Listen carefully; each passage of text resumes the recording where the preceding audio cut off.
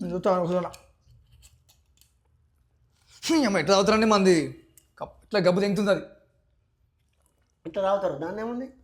అవునన్నా నువ్వు ఎప్పుడు పడితే ఎట్లా సర్పంచ్కి వేస్తున్నావు, ఎప్పుడు పడితే కూర్చొని మంది అవుతారు వేడి సర్పంచ్ అవుతావా?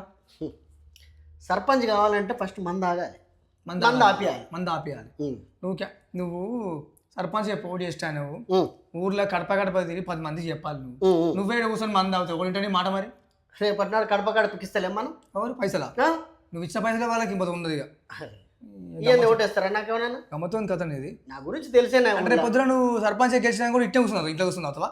బేషుగ్గా బేషుగ్గా అంటే చాలా పిచ్చోళ్ళని చేస్తావు. ఇక నువ్వు నేను సపరేట్ చూడురే, మీరు చూడుర్రి ఇనుర్రి, ఒక మాట చెప్తున్నా మీకు, మీరు మంచి క్యాడర్ ఎంచుకొని ఓటేసుకోరు. చూసావు ఆయన మాటలు ఎట్లున్నాయో, సర్పంచ్ గెలిస్తే ఇంట్లో కూర్చొని అవుతాడట. ఇలా మాటలు పెట్టున్నాయి. నన్ను సర్పంచ్ చేపిస్తున్నా అంటే నా ఆల్రెడీ వాళ్ళు పిచ్చోలేనట్టు.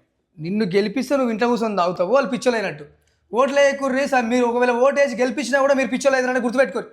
మీ ఇష్టం, మీ కర్మ ఎనీవే, మీ కర్మ మీరు. మనలో